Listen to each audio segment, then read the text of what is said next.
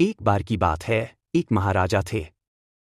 उनके पास एक महामंत्री, एक सेनापति और हजारों सैनिक थे। एक दिन महाराजा अपने मंत्री और कुछ सैनिकों के साथ जंगल में शिकार के लिए गए।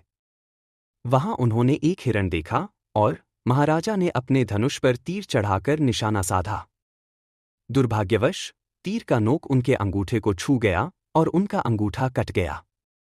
दुखी होकर लौट रहे महाराजा को सांत्वना देने के लिए मंत्री ने कहा, महाराज, दुखी न हो, जो कुछ हुआ वह हमारे भले के लिए ही हुआ। यह सुनकर महाराजा क्रोधित हो गए और चिल्लाए, मेरा अंगूठा कट गया और तू कहता है कि यह भले के लिए है। फिर उन्होंने सेनापति को आदेश दिया, इसे काल कोठरी में डाल दो। कुछ समय बाद महाराजा उस घटना से उबर गए और उन्होंने तर्जनी और मध्यमा उंगलियों से तीर चलाना सीख लिया।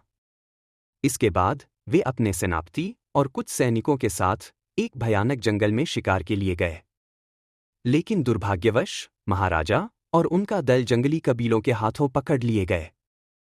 कबीले वाले अपनी जंगल की देवी के लिए रक्त बलि के लिए किसी उच्च श्रेणी के प्राणी की तलाश में थे और उन्हें महाराजा का मिलना एक बड़ा सौभाग्य लगा। बलि का दिन आ गया। महाराजा को स्नान करवाकर उनके पूरे शरीर का निरीक्षण किया गया।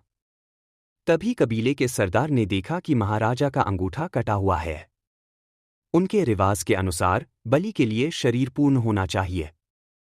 इसलिए महाराजा को बलि के लिए अयोग्य माना गया और उनकी जगह सेनापति को बलि दे दी गई।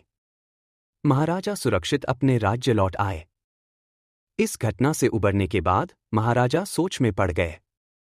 उन्होंने सोचा, उस दिन महामंत्री ने कहा था कि जो हुआ वह हमारे भले के लिए है और मैंने उनकी बात को गलत समझकर उन्हें काल कोठरी में डाल दिया। मेरा सिर कटने वाला था, किंतु मेरे बड़े सौभाग्य से मेरा अंगूठा पहले ही कट चुका था। यह सोचकर उन्होंने तुरंत सैनिकों को आदेश दिया कि महामंत्री को जेल से छुड़ाकर लाया जाए। जब महामंत्री आए तो महाराजा ने उनसे माफी मांगी। इस पर महामंत्री ने कहा, अरे महाराज, आप माफी क्यों मांग रहे हैं? यह भी तो हमारे भले के लिए ही हुआ। महामंत्री के इस कथन का कारण टिप्पणी के रूप में बताइए। ऐसी और कहानियों के लिए कृपया सब्सक्राइब करें। नमस्ते।